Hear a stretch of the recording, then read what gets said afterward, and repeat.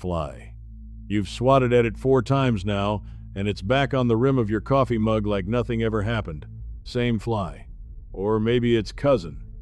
Either way, 1 turns into 10, 10 turns into a kitchen you don't even want to eat in, and reaching for a chemical spray every single time gets expensive, and honestly, kinda gross to breathe in around your food. So let me show you the cheap household setup that clears them out for good, using stuff already sitting under your sink right now, tonight. But I have to be straight with you before we touch a single trap, because this is where almost everybody goes wrong. You will never kill every fly by chasing the ones buzzing around your face. The flies you can see are just the tiny, temporary tip of the problem.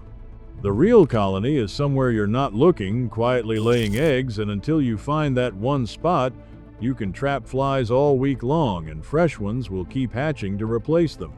So we're going to do 2 things tonight. Build a trap that pulls the adults out of the air, and then hunt down the hidden nursery that's breeding them. Do both, and the room actually goes quiet. Let's build the trap first, because it costs you basically nothing. Grab a small glass or an empty jar, pour in a couple of fingers of apple cider vinegar. No cider vinegar in the house? The dregs of an old wine bottle or a flat splash of beer work just as well. Flies are pulled toward that sweet, fermented smell like it's a dinner bell ringing. Now here's the secret ingredient that makes the whole thing actually work. 2 or 3 drops of ordinary dish soap. Give it the gentlest little stir. That soap quietly breaks the surface tension of the liquid, so instead of a fly landing on top and casually strolling off, it drops straight through and can't crawl back out. Want to make it truly brutal? Stretch a piece of plastic wrap tight over the top, snap a rubber band around the rim, and poke 5 or 6 tiny holes with a toothpick. Now the flies can smell their way in through the holes, but they're hopeless at finding the way back out. You've just built a one-way door. Set that glass wherever the flies gather thickest, beside the fruit bowl, next to the bin, right by the sink, and walk away for the night. By morning, you'll see exactly why this simple trick has been quietly passed around kitchens for generations. Now for the part that actually wins the war, finding the nursery. And which spot you go hunting for depends entirely on which fly you're dealing with, so let me save you a ton of wasted time. If they're small and hovering around your fruit bowl or your recycling, those are fruit flies, and they're breeding in anything sweet and rotting. That one soft peach going brown at the bottom of the bowl, the dribble of juice that ran down the side of the bin, the sticky film of pulp inside a recycling container you rinsed out well enough. Take out the trash, wipe every one of those surfaces down, and stash ripe fruit in the fridge for a few days. Cut off their food supply and your little trap mops up the stragglers left behind. If the tiny flies are clinging around a sink or a shower drain, and they flutter in a weak, clumsy, drunken sort of way, you've got drain flies, and no countertop trap on earth will fix that, because they're breeding down in the slimy gunk coating the inside of your pipe. Here's a fast way to confirm it. Tape a strip of clear tape across the drain overnight, sticky side facing down, and check it first thing in the morning. Flies stuck to it? That's your nursery confirmed.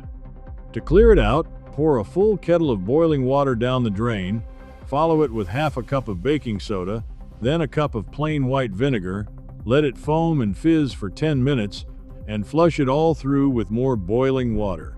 Then grab an old brush and physically scrub the inside walls of the pipe, because that greasy biofilm is exactly where the eggs are living. Skip the scrub, and they'll be right back in a week.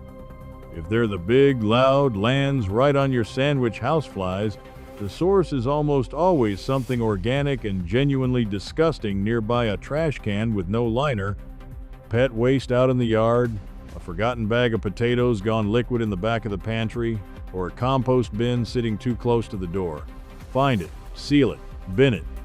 For the adults already indoors, the vinegar glass helps, but a sweeter bait tempts these bigger flies better. So try a spoonful of sugar and a little fruit jam mashed into the water instead of vinegar.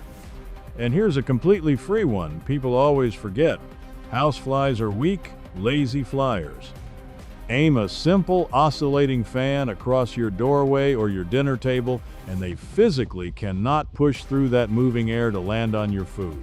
It is the cheapest fly barrier ever invented. And if you keep houseplants and you're seeing little black specks drifting up out of the soil, those are fungus gnats, and they're breeding in dirt that's staying far too wet. Let the top inch of that soil dry out completely between waterings, and lay a couple of yellow sticky cards flat across the surface. The adults are drawn straight to the yellow, get stuck fast, and stop laying the next generation. Here's one more cheap weapon worth having in your kit, especially for a room that's already swarming: homemade fly paper. Cut a brown paper bag or a strip of card into long ribbons, warm together equal parts sugar, honey, and a splash of water until it turns syrupy, then brush that sticky syrup all over the strips. Punch a hole in the top, thread a bit of string through, and hang them near your windows and doorways. Flies land on the sweet coating and simply don't leave. It costs pennies, it's chemical-free, and you can toss the whole ribbon in the bin once it's done its job. Let me also kill one popular myth while we're here, because you've almost certainly seen it floating around. The clear bag of water hung over the doorway to supposedly scare off flies. It doesn't work. Pour that energy into finding the breeding spot instead. That's the thing that actually empties the room. A couple of quick rules to keep this safe and keep it working. Refresh your vinegar trap every 2 or 3 days, because once it's crowded with casualties, it stops pulling in anything new. Keep every trap up and well out of reach if you've got curious toddlers or nosy pets wandering around, and never, ever mix the drain stuff with bleach, plain boiling water, baking soda, and vinegar is genuinely all you need down there. And screens matter more than you think. A torn window screen or a propped open door is just a wide open invitation. So patch those gaps while you're at it. So here's the entire game in one breath. Build the vinegar and dish soap glass to clear the air. Then track down the real nursery, the rotting fruit, the slimy drain, the nasty bin, or the overwatered plant, and shut it down right at the source. The trap handles the flies you can see. Killing the breeding spot handles the 1,000 you can't. That combo is the whole difference between swatting all summer and actually winning. If this clears out your kitchen, do me one small favor and send it to the one person in your life whose house somehow always has flies. You know exactly who I mean. And drop a comment telling me which fly you're battling, and I'll point you straight to the exact fix. Catch you in the next one.